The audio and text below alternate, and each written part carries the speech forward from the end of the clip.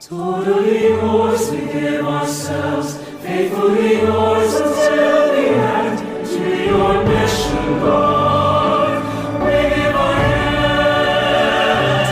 To your vision, Lord, we give our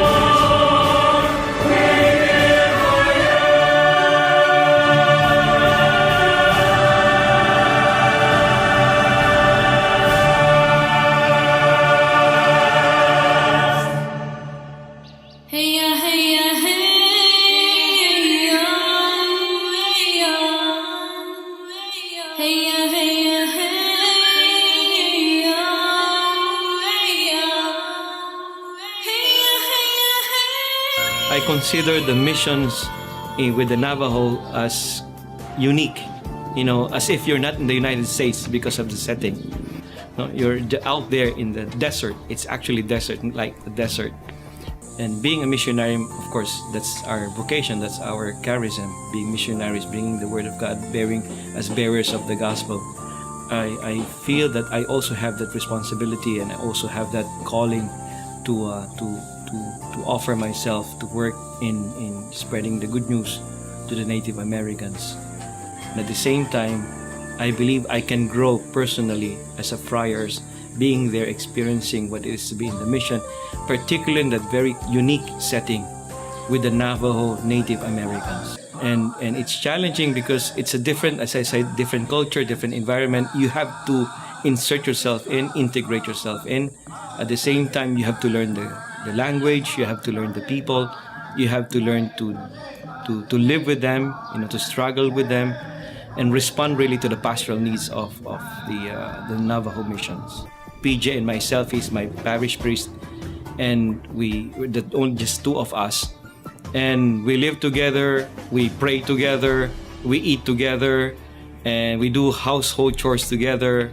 We are also the sacristans. We clean the church, we clean the house. So that's what we do every day, and also respond to, of course, the pastoral needs of the parish and the missions. We celebrate the liturgy, we celebrate the Eucharist, and funerals, baptism, and sometimes weddings, which is not very frequent in that place. The difficulty is that, of course, coming from an urban setting to that kind of setting, you have to make a lot of adjustments. So this is one of my the difficulties that I had to adjust with that kind of setting. Fast-paced life, from fast-paced life to slow and laid-back, kind of life. But I like it because, as I say, you have more time to really work as a missionary, as dedicate your time responding to the needs of the people. In terms of, in relation to the evangelization that happened in other countries like the Philippines, they're only in the infancy stage. So there's still many things that you have to introduce to them, like our devotions, like even our piety, even spirituality, that they're still trying to integrate into their culture, because they also have their own religion, they also have their own culture, which may not be compatible with the Christian or Catholic tradition. So the difficulty, the challenge is how to make these ends meet. The Native Americans, they also have their customs and traditions, even like dances. The powwow dances, the singing, the chanting, oh yeah, oh yeah. and also the use of incense. They use a lot of incense, and even water, salt, and feathers, and native costumes that we also have, like in the Philippines. That's why we can easily relate and we can easily feel at home. In fact, at one time we had the celebration of Sinulog, and we had it in the church and also in our parish hall, and they were excited. The Navajos got excited because they can see the closeness, the proximity of how they express the religiosity and how we express also religiosity. So it's a completely different world.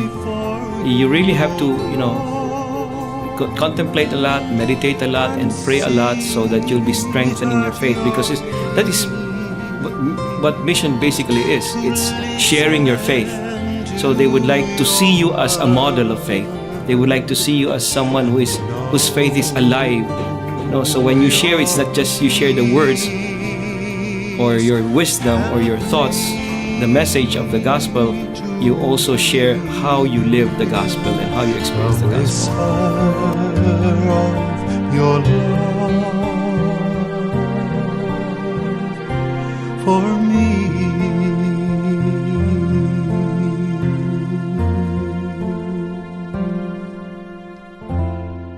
Totally yours, we give ourselves, faithfully yours until the end, to your mission, God.